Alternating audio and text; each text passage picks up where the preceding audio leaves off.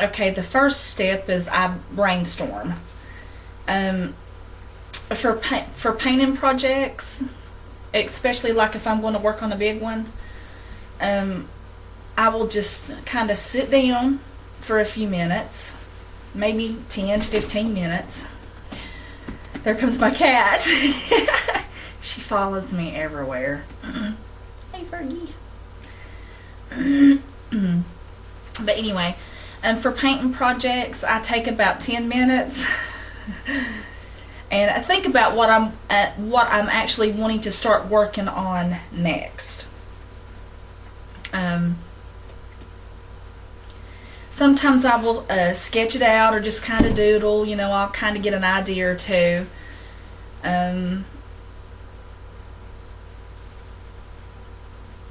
Or, you know, if you want to paint something that you have already kind of sketched or doodled, I probably should doodle more. I don't. Because that's when you get your best ideas, you know, from my experience. And if you ever have an idea, I have got a notebook full of ideas. I've got enough ideas to keep me busy painting for the rest of my life. But if you think of an idea, like if you're at work or just walking around the house and an idea pops into your head, if you don't write that idea down, you'll never remember it come the next day, or I don't. But you know what? Sometimes I'll sit down and I'll look through my idea book and I'll like, oh yeah, that would be a perfect idea. That's what I'm going to work on next because I think that will be good. But anyway, so I always brainstorm. That's the first step I do, or try to do. I need to practice what I preach. But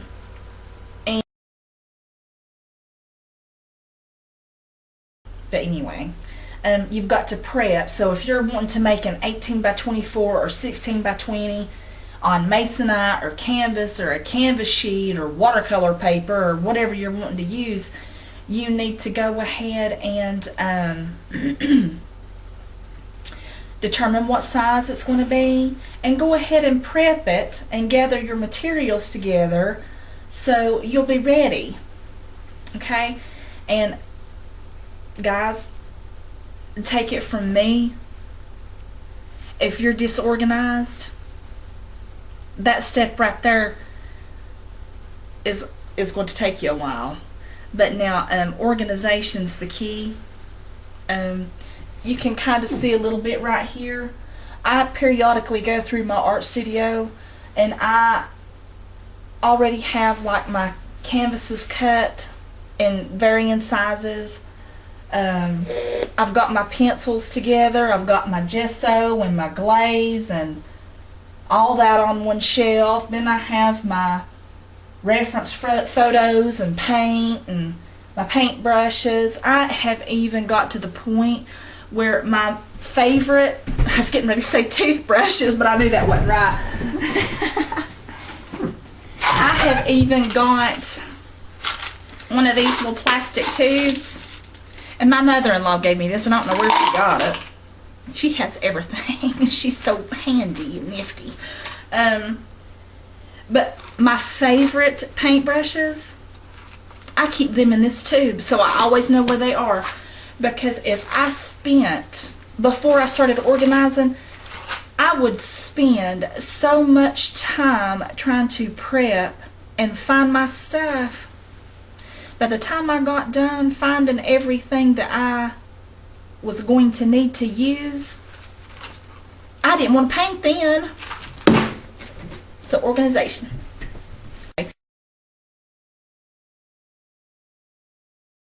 The third step, what I try to do next, is transfer your sketch to whatever surface you're going to be working on. Now, I do it different every single time, depending on what I'm painting. Okay?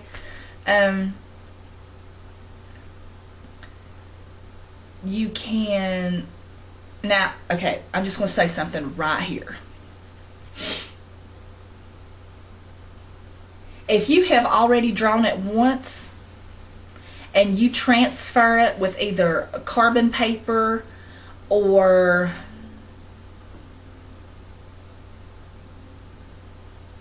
I just lost my train of thought. Or like with watercolor paper, sometimes people will sketch it, scan it, and then run a piece of watercolor paper or colored pencil paper or whatever kind of paper, or even canvas, through their printer to transfer their sketch onto that paper or whatever they're going to use. And there is nothing wrong with that. That is not cheating because you've already drawn it one time. Okay?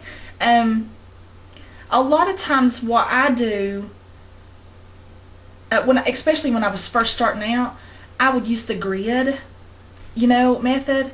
And especially that's good. And I'll talk about the grid maybe in another video and show you how I do it, because I can take something this small and turn it into an 18 by 24 if I want to, by the grid method. And with the grid method,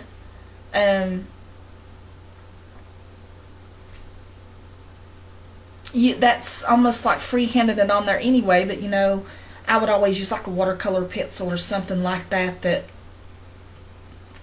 whenever you're fixing to paint on it or whatever, it'll fade away more so than what pencil will. Take it from someone who knows.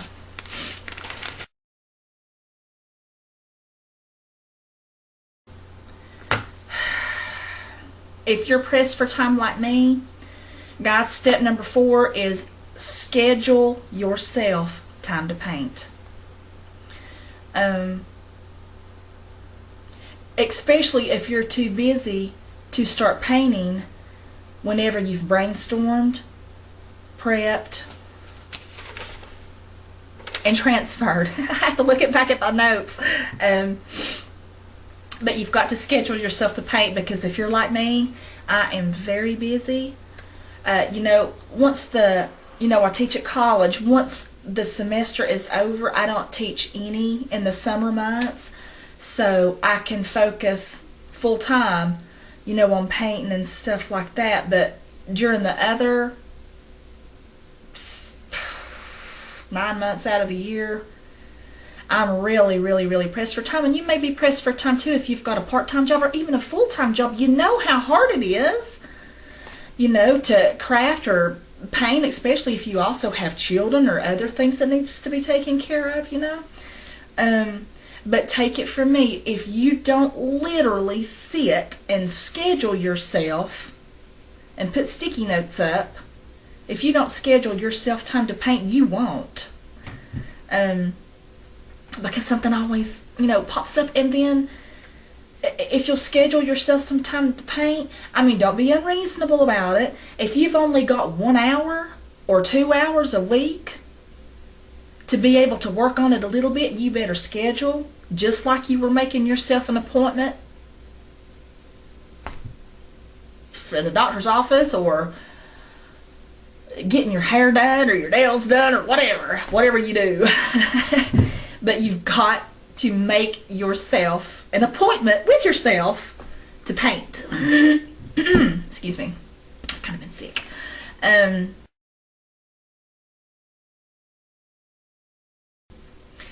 number 5, which is the last step, once you schedule that time, make a goal with that time.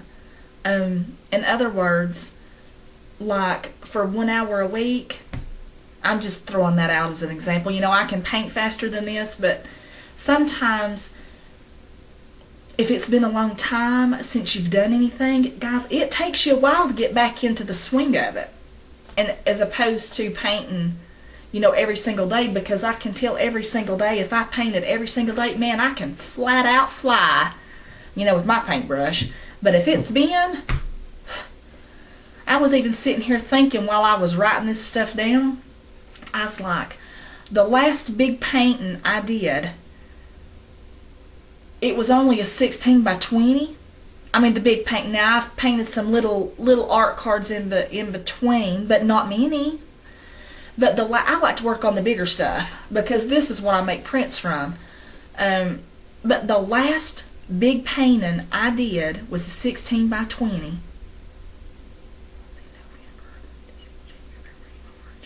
It's been 5 months ago. That's how busy you get. But anyway, so for your time that you're scheduling, set yourself a goal. Like if you can only do it like 1 to 2 hours a week. Like I'm just going to use this as an example. Now I'm just throwing this out here. Okay, I always do the background first. That's just how I've always done things. And I usually, y'all, I've got my outline on there first. Of course, you know that, from other videos and stuff. But like in one painting session, I might say, okay, I'm going to spend 30 minutes on that background. Just laying the base is what I'm saying. You put all the highlights and stuff like that in last.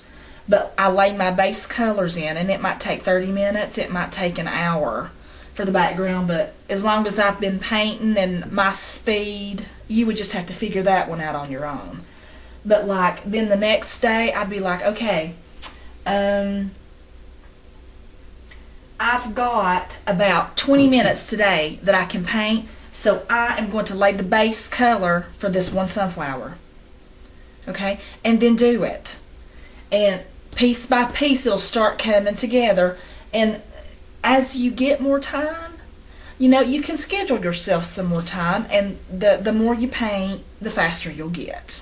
Okay, so that was just some advice. I'm just sharing. I'm not an expert by any means, but I was just sharing. So I hope you enjoyed what little bit of advice sometimes I might, can share with you. But anyway, that's it. So I'll see y'all next time. Be good.